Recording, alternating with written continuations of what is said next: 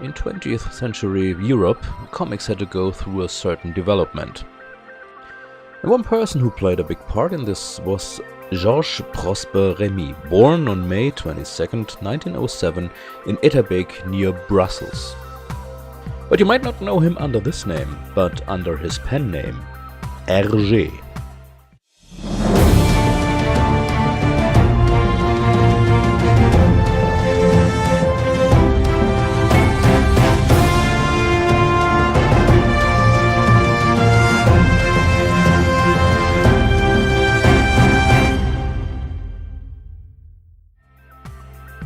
To come up with a pen name was a very easy step for Hergé.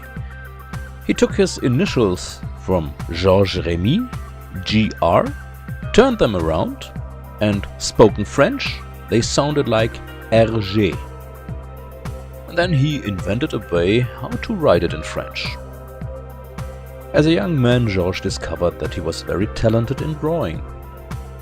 His personality was formed by the Boy Scouts, and a lot of the ethics of the Boy Scouts can be found in his later works.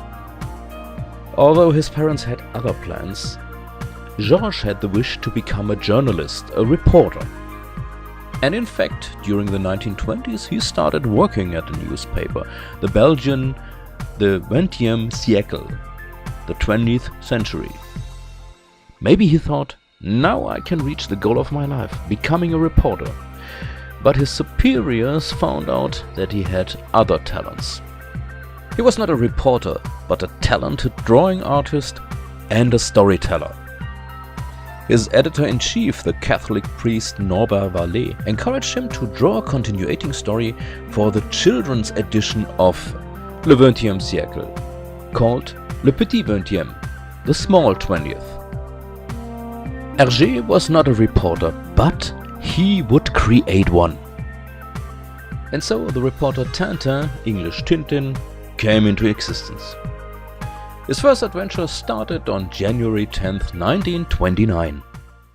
It was called Tintin au pays des Soviets, or Tintin in the land of the Soviets. At least in short. You can see this title on the German cover on this image. But the original title was a bit longer. And interestingly, this longer title found its way on the title of the English edition of the comic book. The Adventures of Tintin, reporter for Le Petit 20e in the land of the Soviets. When we now start talking about the story of the book, well, there's a problem, because the title is title and story in one.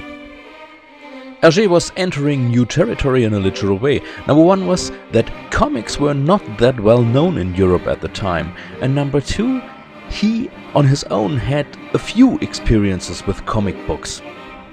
Before that, he was drawing only short stories and episodes. Now he had to draw a story that went on for several chapters and weeks. Tintin in the Land of the Soviets is the story of Tintin and his dog Snowy traveling to Soviet Russia. There's no really concept in the story, it's just scene after scene where something happens.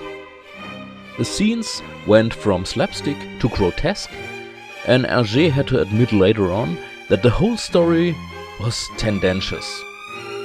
As source material about the life and living in Russia in the 1920s, he had only one book. Moscou sans voile, Moscow without a veil.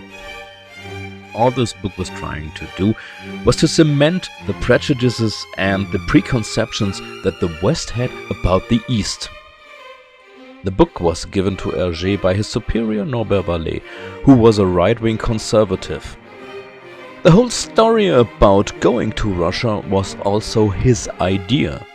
And Vallée once said this: "We are not only hostile against Jews, Freemasons and Communists. That should be clear." The newspaper, he's talking about 20e siècle, his newspaper. The newspaper is also hostile against anything that connects to money, politics or modernity in general. Hergé himself was fascinated by America and the American natives and their culture. And if he had the choice, he would send his reporter there.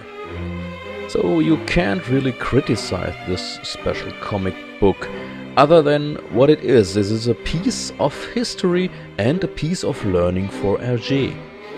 And so it can only be recommended for true Tintin fans who want to know the origins of the character. The comic book, in contrary to other works, was never colored and never reworked. Hergé later called the book a sin of his youth. And he would have liked it if nobody ever talked about it again. It was public pressure that made him republish the book in 1973. For the later Tintin stories, he had learned, not only in his drawing style, but also how to research material for the stories. Next to the fact that there is no real story in the book, the single biggest weakness of the story was the relying on one book as source material, and this book was written as an anti-communist propaganda. Some facts in the book were true, but most of them were either blown out of proportion or simply invented by the writer. And apart from these, there was not much sense for realism in the story. For example, Tintin survives being frozen in ice.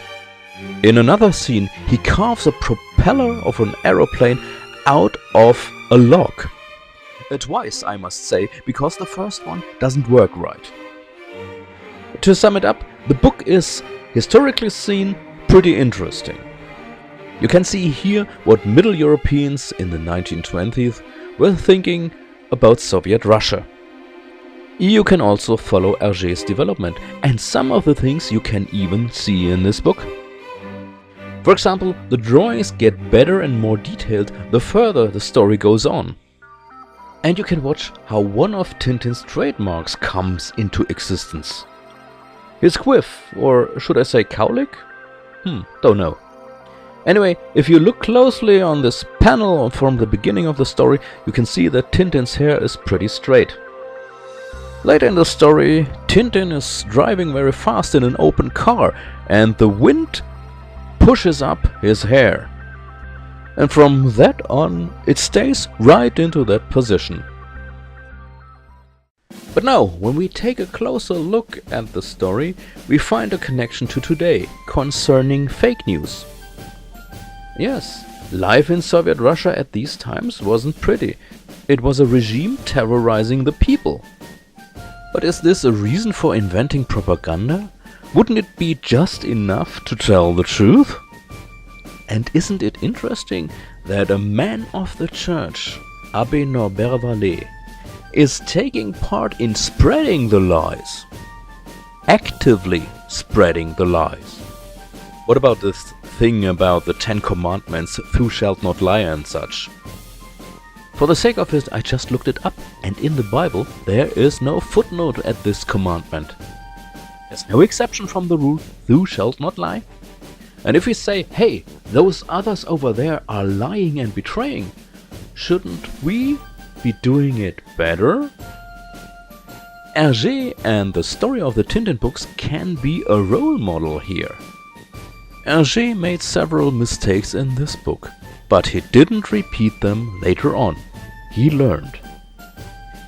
And learning from the mistakes of the past should be possible for everybody.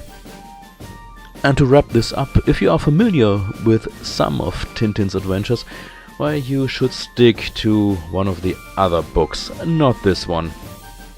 Well, it says something that this book has never gotten its own number in the series of comic books from Tintin. It's a number 0, a number O. It's a foreword for collectors who want to complete their collection, or if you want to, you can read it as I stated before, with some actual meaning. Tintin never seems to get old or get out of fashion.